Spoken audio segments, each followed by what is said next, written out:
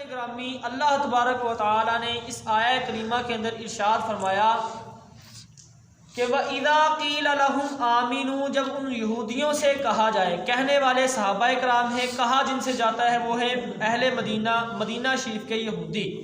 تو عزیزان گرامی، اللہ پاک فرماتا ہے جب ان سے کہا جائے کہ آمینو، ایمان لے آؤ، بما انزل اللہ، جو اللہ پاک نے نازل فرمایا، یعنی جس قرآن کو اللہ نے نازل فرمایا اس پر تم ایمان لے آؤ، تو آگے سے یہودی کیا جواب دیتے ہیں؟ قالو، اللہ فرماتا ہے وہ جواب دیتے ہیں نؤمن بما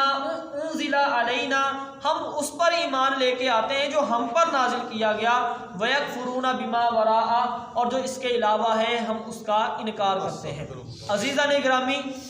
مطلب یہ ہے کہ قرآن مجید سرکار علیہ الصلوۃ والسلام پر نازل ہوا، حضرت موسیٰ علیہ نبینا علیہ الصلوۃ والسلام کو تورات عطا کی گئی، تو وہ یہودی کہنے لگے ہم اس پر ایمان لے کے آئیں گے جو ہم پر نازل کی گئی، یعنی تورات، جو ہم پر نازل نہیں ہوئی ہم اس پر ایمان نہیں لے کے آئیں گے، یعنی صرف تورات پر ایمان لے کے آئیں گے، دیگر جو آسمانی کتابیں ہیں یا صحیفے ہیں ہم ان کا انکار کرتے ہیں، ہم ان کو نہیں مانتے۔ وَهُوَ الْحَقُّ مُصَدِّقًا لِمَا مَعَهُمْ، تو اللہ پاک نے ان کو جواب دیا قرآن حق ہے، مصدقا لما معہم، جو تمہارے ہاتھوں میں تورات موجود ہے اس کی تصدیق کرنے والا ہے۔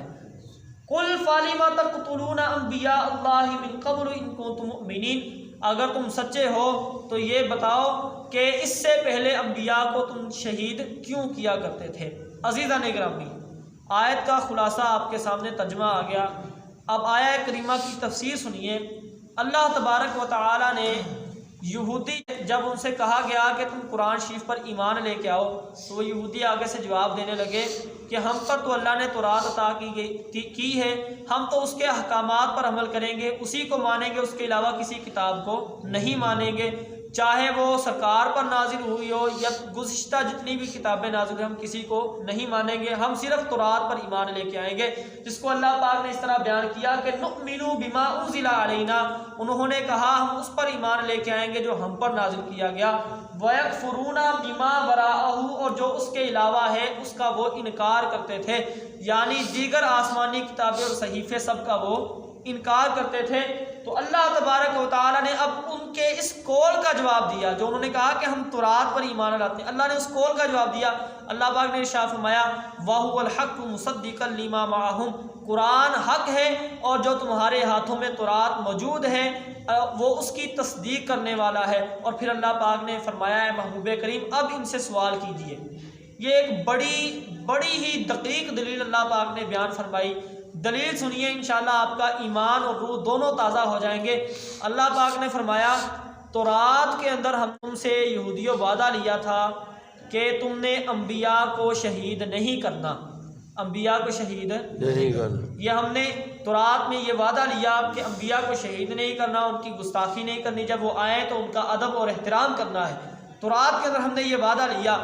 تم یہ کہتے ہو ہم اس پر ایمان لے کے آئیں گے جو ہم پر نازل ہوئی، یعنی تورات، اور تورات پر تو ایمان لے کے آؤ، تم تو اس پر بھی ایمان نہیں لے کے آئے، اگر تم ایمان لے کے آتے تو پھر یہ بتاؤ کہ تم نے اتنے انبیاء کو قتل کیوں کیا؟ تورات میں تو یہ حکم تھا کہ انبیاء کو شہید نہیں کرنا، اور تم نے اتنے انبیاء کو شہید کر دیا، تو تم نے تو تورات کا حکم بھی نہیں مانا، کم از کم تورات کا تم حکم مان لیتے۔ تو عزیزان گرامی، یہ یہودی ایسی ہٹ درم قوم تھی کہ نہ تو انہوں نے تورات کو مانا، نہ ہی قرآن کو مانا، نہ ہی دیگر آسمانی کتابوں کو مانا۔ تو عزیزان گرامی، اللہ پاک نے یہ سوال قائم کیا کہ اگر تم سچے ہو تو قل فلم تقتلون انبیاء اللہ من قبل، محبوب ان سے پوچھئے اگر یہ سچے ہیں تو اس سے پہلے یہ انبیاء کو ناحق شہید کیوں کیا کرتے تھے۔ عزیزان گرامی، اس آیہ کریمہ سے جہاں ہمیں یہ بات معلوم ہوئی کہ یہودیوں سے وعدہ لیا گیا تھا کہ انبیاء کو شہید نہیں کرنا، جبکہ وہ انبیاء کو شہید کیا کرتے تھے، جن کے اندر سر فہرست حضرت زکریا علیہ نبینا علیہ الصلوۃ والسلام، حضرت یحییٰ علیہ نبینا علیہ الصلوۃ والسلام، ان کو بھی شہید کیا یہودیوں نے۔ عزیزان گرامی، یہاں پر ایک بات قابل غور ہے کہ ہمارا جو یقین ہے، ہمارا جو ایمان ہے، وہ تمام آسمانی کتابوں پر ہے، یعنی جتنی بھی آسمانی کتابیں نازل ہوئیں اللہ تبارک و تعالیٰ کی طرف سے نازل ہوئی، ہم اس کا یقین رکھتے ہیں۔ جو اللہ کی طرف سے نازل ہوئی ہیں جیسی، اس پر ہم ایمان رکھتے ہیں، اور جو اس کے اندر رد و بدل ہوا، جو تبدیلی ہوئی، جو تحریف ہوئی، ہم اس پر ایمان نہیں رکھتے کیونکہ وہ یہودیوں کی اپنی طرف سے ہے۔ لیکن ہم جو اللہ رب العزت کی طرف سے تورات، انجیل یا زبور نازل ہوئی، ہم اس پر ایمان رکھتے ہیں۔ ہم دیگر جتنے بھی انبیاء اکرام سرکار سے پہلے آئے سب پر ایمان رکھتے ہیں۔ یہ دین مصطفی کا حسن ہے کہ ہم ساری کتابوں کو بھی مانتے ہیں، سارے رسولوں کو بھی مانتے ہیں، لیکن یہودی وہ اسی بات پر اڑ گئے کہ ہم صرف اسی کو مانیں گے جو ہم پر نازل ہوئی، جو اس کے علاوہ ہے ہم اس پر ایمان نہیں لاتے۔ اللہ تبارک و تعالیٰ نے ان کے اس قول کو یہاں پر درج کیا۔ عزیزان اکرامی، دوسری بات ہمیں یہ معلوم ہوئی کہ کفر پر راضی ہونا بھی کفر ہے، کفر پر راضی ہونا بھی کفر ہے۔ دیکھیے یہ خطاب جو ہے سارا یہ سرکار علیہ الصلوۃ والسلام کے وقت، موجودہ وقت کے یہودیوں سے تھا، حالانکہ انہوں نے کسی نبی کو قتل نہیں کیا تھا، شہید نہیں کیا تھا، ان کے آباء و اجداد نے شہید کیا تھا، لیکن یہ سارے کے سارے اس ناپاک فعل پر راضی تھے کہ انہوں نے جو انبیاء کو شہید کیا، اس وجہ سے ان کو بھی اللہ پاک نے اس وبا کے اندر، اس بلا کے اندر داخل کیا کہ تم نے قتل کیا، یعنی ایسا ہی ہے کہ جیسے انہوں نے کفر کیا تم نے اس پر راضی ہو کر تم نے بھی کفر کیا، تو کفر پر راضی ہونا بھی کفر ہے۔ اسی طرح گناہ پر راضی ہونا بھی گناہ ہے، گناہ پر راضی ہونا بھی گناہ ہے۔ حدیث مبارکہ آپ کے سامنے رکھتا ہوں، ابو داؤد شریف کے حدیث مبارکہ حضرت سیدنا عرس رضی اللہ تعالیٰ عنہ سے یہ مروی ہے، سرکار دو عالم صلی اللہ تعالیٰ علیہ وسلم نے ارشاد فرمایا، جب کسی زمین میں گناہ ہو اور جو وہاں پر موجود شخص ہے وہ اس سے بیزار ہو، یعنی اس پر راضی نہ ہو، گناہ ہوا لیکن وہ شخص جو یہاں وہاں پر موجود ہے وہ اس پر راضی نہ تھا، تو سرکار علیہ الصلوۃ والسلام نے ارشاد فرمایا وہ شخص ایسے ہی ہے جیسے اس نے گناہ نہیں کیا، وہاں پر وہ موجود ہی نہیں کیونکہ وہ اس پر راضی ہی نہیں۔ لیکن اگر کسی جگہ پر گناہ ہوا اور ایک شخص وہاں پر موجود نہیں لیکن دور بیٹھ کر وہ اس گناہ پر راضی ضرور ہے، تو سرکار علیہ الصلوۃ والسلام نے ارشاد فرمایا وہ ایسے ہی ہے کہ جیسے اس نے گناہ کیا کیونکہ وہ گناہ پر راضی تھا۔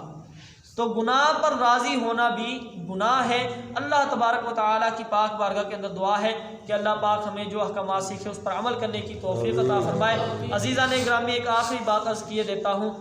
انبیاء